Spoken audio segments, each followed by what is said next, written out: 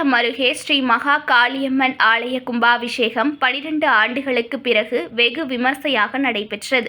மயிலாடுதுறை மாவட்டம் குத்தாலம் அருகே கண்டியூர் கிராமத்தில் உள்ள புதுத்தெருவில் ஸ்ரீ மகா காளியம்மன் ஆலயம் அமைந்துள்ளது. இவ்வாலயத்தில் திருப்பணிகள் நிறைவுற்று கும்பாபிஷேகம் 12 ஆண்டுகளுக்கு பிறகு வெகு விமர்சையாக இன்று நடைபெற்றது. இதனை முன்னிட்டு நேற்று அனுஞை மற்றும் விக்னேஸ்வர பூஜையுடன் யாகசாலை பூஜைகள் துவங்கியது. இதனை முன்னிட்டு நேற்று அனுஞை மற்றும் விக்னேஸ்வர பூஜையுடன் யாகசாலை பூஜைகள் துவங்கியது. தொடர்ந்து இன்று 2 கால யாகசாலை பூஜைகள் நிறைவேற்றி மகா பூர்ணஹூதி செய்யப்பட்டது.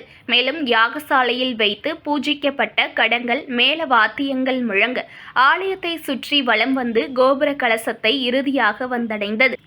பின்னர் சிவாச்சாரியார்கள் வேத மந்திரம் ஓத கோபுர கலசங்களுக்கு புனித நீர் ஊற்றப்பட்டு மகா கும்பாபிஷேகம் வெகு விமர்சையாக நடைபெற்றது. இதனைத் தொடர்ந்து மூலவருக்கு புனித நீர் ஊற்றி கும்பாபிஷேகம் நடைபெற்ற நிலையில் தீபாராதனை காண்பிக்கப்பட்டது. இதில் சுற்றியுள்ள கிராமங்களைச் சேர்ந்த ஆயிரக்கணக்கான பக்தர்கள் பங்கேற்று சுவாமி தரிசனம் செய்தனர்.